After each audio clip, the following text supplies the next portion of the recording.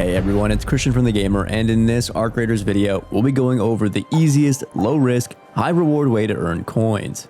With the expedition right around the corner, you're going to want to ensure you've got enough coins and stash value to get all additional skill points, as well as any of the catch-up points if you were unable to obtain them from the first expedition. We'll be detailing both crafting tactics as well as fast, high-reward loot runs across several maps. Finally, if you have any other tips, suggestions, or best practices that you feel we missed in this video, then please feel free to drop down a comment below. We'll be hearting each of those messages. Without further ado, let's get into today's video.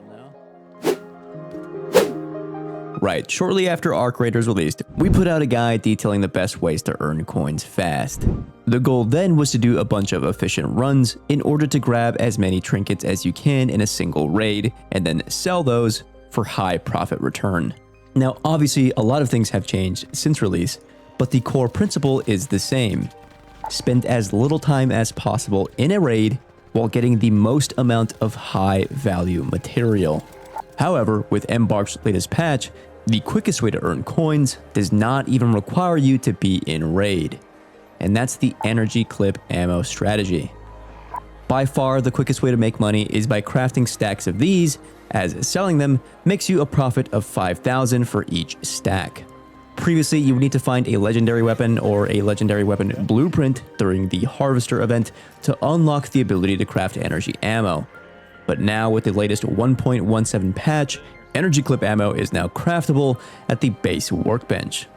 So the only thing you now need to make these are arc power cells and batteries.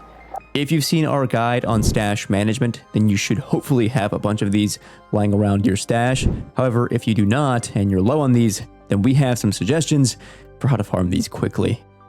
As far as arc power cells are concerned, the best way to get these is actually during an electromagnetic storm map condition on either spaceport or dam.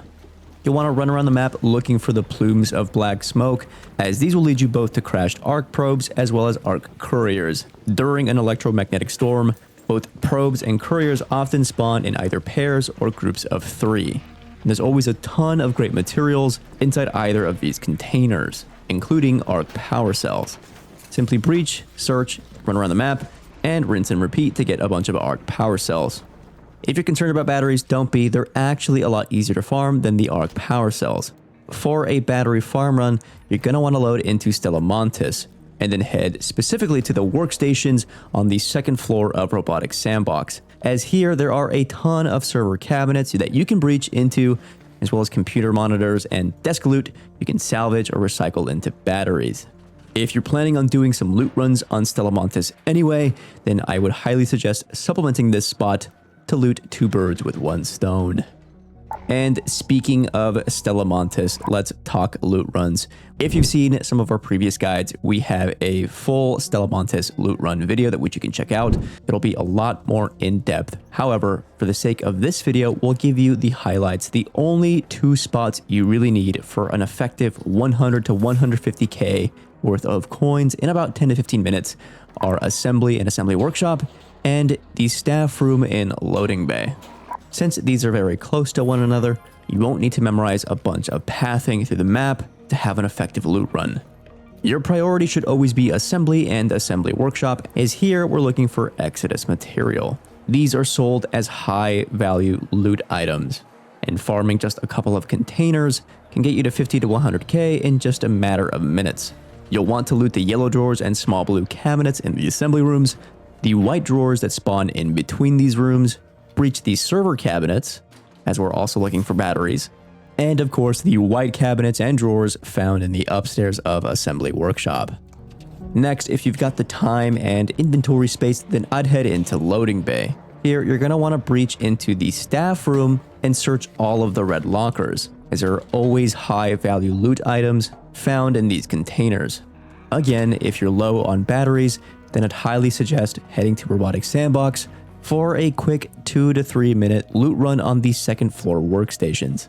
The other loot run we'd suggest is the Bird City map condition on Buried City. This loot run is another great way to make around 100k worth of coins in about 10 minutes. This is once again yet another loot run, which we have a guide if you're looking for something more thorough, but for now, the highlights for min-maxing efficiency is to head to the nearest rooftops that hold a concentrated amount of nests. Then loot in a semicircle heading either clockwise or counterclockwise, depending on both Ark and other raiders' positions. Note that Bird City nests are largely concentrated from the central part of the map, near Town Hall and Piazza Roma, down to the southern end at Plaza Rosa and the church ruins. So if you get either a spawn near the northern or western ends, or spawn in late, you may want to consider extracting and resetting to load into a fresh raid. Time is efficiency. The reason we don't want to do a full circle while in Bird City is that there's a strong likelihood other raiders will be looting either the same nest that you are, or are on nearby rooftops. And you don't want to get caught up and lose your precious earned ducks. A semicircle should be enough to get you between 100 to 150k worth of coin, depending on RNG. Sometimes it is less, admittedly.